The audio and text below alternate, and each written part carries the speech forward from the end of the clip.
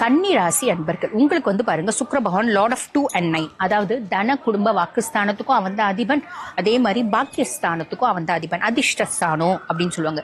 ரெண்டுத்துக்குமே அவன் தான் வந்து பாத்தீங்கன்னா அதிபன். அவன் வந்து பாருங்க இப்போ 9ஆம் பாவம் பாக்கியஸ்தானத்துல வந்து உட்கார்ந்துட்டு இருக்கா. கன்னி பாக்கியஸ்தானத்துல சுக்கிரன் வந்து உட்கார்ந்துட்டு இருக்கிறதுனால என்ன ஆகும், ஃபார்ச்சூன் தொட்டதெல்லாம் தொடங்குது, எல்லா விதத்திலயும் அதிர்ஷ்டம் அப்படின்றது வரும். இது எப்படிமா சாத்தியம்? சனி கண்டக சனியா இருக்கானே அப்படின்னா உண்மைதான். சனி 7ஆம் பாவம் கண்டக சனி. சனி 7ஆம் பாவத்துல இருக்கும்போது 2 விஷயத்துல தான் நம்ம கவனம் அப்படின்றது வேணும். அது என்னென்ன அப்படின்ற ஒரு பிளஸ்ஸை விட டபுள் பிளஸ் ட்ரிபிள் பிளஸ் அப்படின்ற மாதிரி வரத்துக்கு வாய்ப்பு உண்டு. ஓகேங்களா? இது வந்து பாருங்க கன்னிக்கு இயற்கையாவே அமைப்பான ஒரு மாசம் அவர் வந்து பாருங்க நல்லா இருக்காருன்னு சொல்றீங்க. அவரோட பலன்களை என்ஹான்ஸ் பண்ணணும். அவர் கொடுக்கக்கூடிய குட்லக்கை இன்னும் அதிகப்படுத்தணும். அதுக்கு ஏதாவது ஆப்பர்ச்சுனிட்டிஸ் இருக்கா? 2 விஷயம் இருக்கு, 2 பரிகாரம் இருக்கு. இது வந்து பாருங்க கடகத்துக்கும் இந்த 2 பரிகாரமும் பொருந்தும், அதே மாதிரி பாத்தீங்கன்னா கன்னிக்கும் இந்த 2 பரிகாரமும் பொருந்தும் அப்படின்னு சொல்லலாம். அது என்ன அப்படின்னா,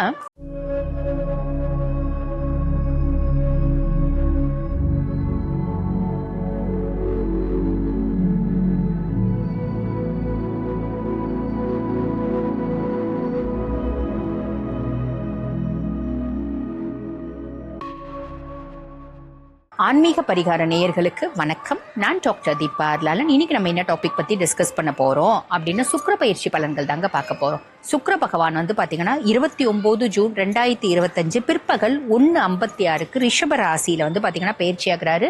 ஜூலை 26 வரைக்கும் வந்து பாத்தீங்கன்னா ரிஷப ராசியிலேயே சஞ்சாரம் பண்ண போறாரு. ஏறக்குறைய ஒரு மாத காலகட்டம் ரிஷப ராசியில சஞ்சாரம் பண்ணி நிறைய ராசிகளுக்கு அபரிவிதமான நற்பலன்கள் அப்படின்றது கொடுக்க தான் போறாரு. கண்டிப்பா ஒரு சில ராசிகளுக்கு சில தீய பலன்கள் அப்படின்றது வரதான் போது கொடுக்க தான் போறாரு. அந்த சிறு தீய பலன்களையும் எப்படி ஓவர்டேக் பண்றது அப்படின்றது நம்ம இந்த பதிவுல பார்க்கலாம் வாங்க.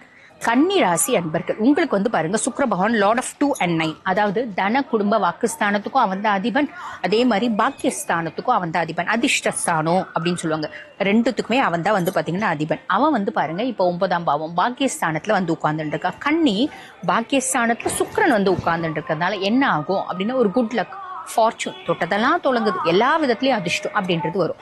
இது எப்படிமா சாத்தியம்? சனி கண்டக சனியா இருக்கானே அப்படின்னா உண்மைதான். சனி 7ஆம் பாவம் கண்டக சனி. சனி 7ஆம் பாவத்துல இருக்கும்போது 2 விஷயத்துல தான் நம்ம கவனம் அப்படின்றது வேணும். அது என்னென்ன அப்படின்னா, 1 ஆரோக்கியத்தில் கவனம், 2 பயணம் சார்ந்த கவனம் அது வேணும், 3வது 7ஆம் பாவம் அப்படின்றதுனால கணவன் மனைவி. நீங்க கன்னி வந்து ஜென்னா இருக்கீங்க அப்படின்னா உங்க மனைவியோட ஒரு பரஸ்பர உறவு முறை டிரான்ஸ்பரன்சி அப்படின்றத ஏற்படுத்திக்கணும்.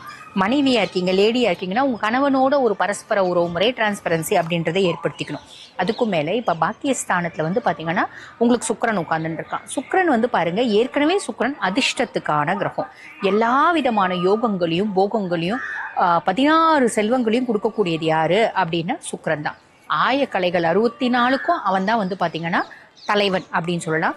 அதுக்கும் மேல இயல் இசை நாடகம், அதுக்கும் மேல புதன் உச்சமடையக்கூடிய ராசி நீங்க. அப்ப புதன் ஆதிக்கம் பெற்ற பர்சனாலிட்டிஸ், புதன் உச்சமடையக்கூடிய பர்சனாலிட்டிஸ், சுய ஜாதகத்துல புதன் கொஞ்சம் நல்லா இருக்காரு அப்படின்னாலும் அதுக்கும் மேல ஆக இந்த 9ஆம் பாவத்து சுக்கிரன் என்ன பண்ணுவாரு அப்படின்னா எல்லாத்துலயும் ஒரு குட் லக் ஃபார்ச்சூன் அப்படின்றத ஏற்படுத்துவார். எதுல குட் லக் ஃபார்ச்சூன் ஏற்படுத்துவார்? உதாரணத்துக்கு சொல்றேன். இப்ப நீங்க வந்து பாருங்க ஒரு இடம் வாங்குறீங்க அப்படின் போது இந்த காலகட்டத்தில் இந்த ஒரு மாசத்துல ஒரு இடம் வாங்குறீங்க, இல்ல ஒரு பில்டிங் வாங்குறீங்க அப்படின் போது நீங்க போய் ஒரு இன்வெஸ்ட் பண்றீங்க, வாங்கலாம்னு அட்வான்ஸ் கொடுத்துட்டீங்க. ரெஜிஸ்ட்ரேஷன் பண்ண அடுத்த ஒரு 2 நாள் 3 நாள்ல வந்து பாத்தீங்கன்னா அந்த இடத்தினோட வேல்யூவே பயங்கரமா ஏறிட்டு இருக்கும். எப்படி அது அப்படின்னா ஏதோ ஒரு பெரிய ப்ராஜெக்ட் அந்த இடத்துல வந்துட்டு இருக்கும்.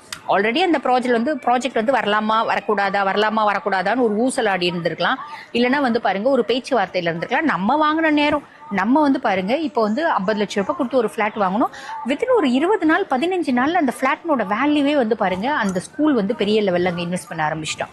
அங்க ஒரு பெரிய லெவல்ல ஐடி கம்பெனி வருது. அதனால அதனோட வேல்யூ அப்படியே டப்புனு ஏறிடுச்சு. அங்க பஸ் ஸ்டாண்ட் வந்து வரா மாதிரி கவர்மெண்ட் ப்ராஜெக்ட் போட்டிருக்கோம். இப்படி எத்தனையோ விஷயம் நம்ம கேள்விப்படுறோம் இல்லைங்களா? வாங்கின நேரமா என்னன்னு தெரியலங்க, மொத்தமா வீணா போயிடுச்சு அப்படின்னு கேள்விப்படுறோம்.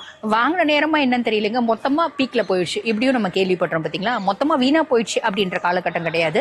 வாங்கின நேரமா என்னன்னு தெரியல, மொத்தமா பீக்ல போயிடுச்சு அப்படின்னு நம்ம வந்து வச்சுக்கலாம். இது இந்த ஒரு விஷயத்துல மட்டும் இல்ல, எல்லா விஷயத்துலயும். உதாரணத்துக்கு இப்ப நம்ம வந்து ஒரு ஃபாரின் போகலாம் அப்படின்னு பிளான் பண்ணிட்டு இருக்கோம். ஃபாரின் போகலாம் அப்படின் போது நம்மளுக்கு ஒரு மலேசியால வேலை கிடைச்சா போதும், ஒரு சின்ன ஒரு கண்ட்ரில வேலை கிடைச்சா போதும் அப்படின்னு நம்ம பிளான் பண்றோம். இப்போ மலேசியால வேலை அப்படின்னா ஒரு 80,000 ரூபாய் வேலை இல்ல ₹1,00,000 நம்மளுக்கு போனீங்கன்னா நம்மளோட போஸ்ட்டுக்கு ஒரு வருமானம் கிடைக்கும் அப்படின்னு நம்ம பிளான் பண்றோம். அப்படின்னா நமக்கு யூஎஸ்லயே வேலை கிடைச்சிருச்சு அப்படின்ற கதை தான். சிங்கப்பூர்ல வேலை கிடைச்சிச்சு 1.5 லட்சம் ரூபாய் அப்படின்ற கதை தான். ஸோ ஏதோ ஒரு விதத்துல நம்ம எக்ஸ்பெக்ட் பண்றதோட ஒரு அதிகப்படியான நன்மைகள், எக்ஸ்பெக்ட் பண்றதை விட ஒரு அதிகப்படியான இன்கம், எக்ஸ்பெக்ட் பண்ற ஒரு பிளஸ்ஸை விட டபுள் பிளஸ், ட்ரிபிள் பிளஸ் அப்படின்ற மாதிரி வரத்துக்கு வாய்ப்பு உண்டு. ஓகேங்களா? இது வந்து பாருங்க கன்னிக்கு இயற்கையாவே அமையும்.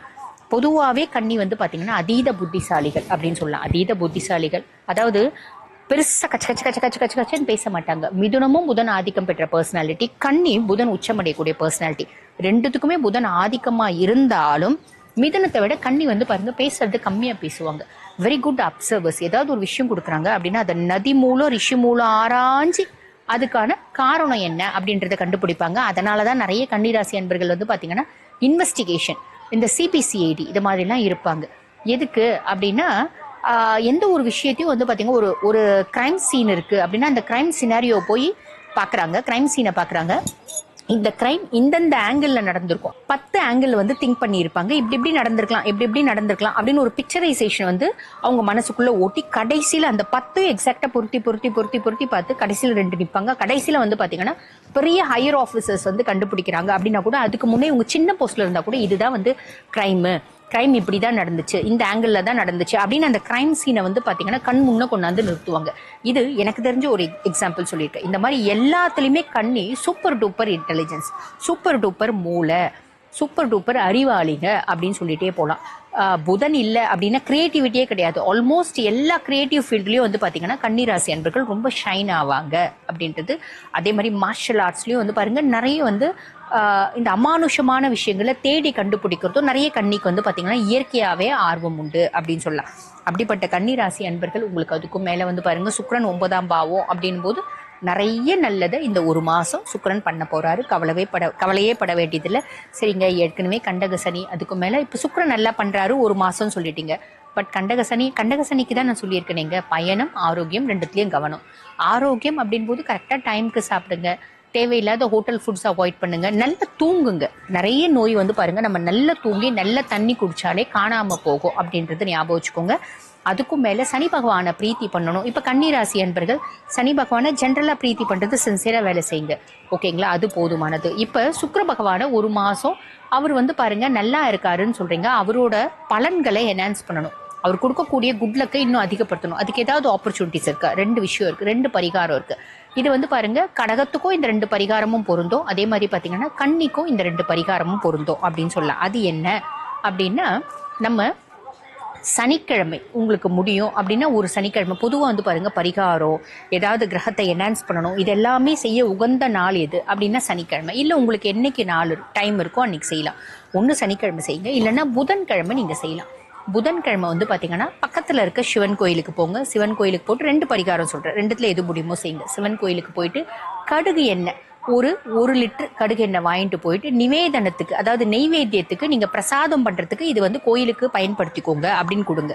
இதனால வந்து பார்த்தீங்கன்னா சனியும் பிரீத்தியாவார், கண்டக சனியாக இருக்கார் அவரும் பிரீத்தியாவார். அதுக்கும் மேலே சுக்கிரனோட ஒரு ஆக்டிவிட்டி வந்து பார்த்தீங்கன்னா இன்னும் என்ஹான்ஸ் ஆகும். சுக்கிரன் இன்னும் நிறைய நல்லதுகளை செய்வார் அப்படின்றது அர்த்தம்.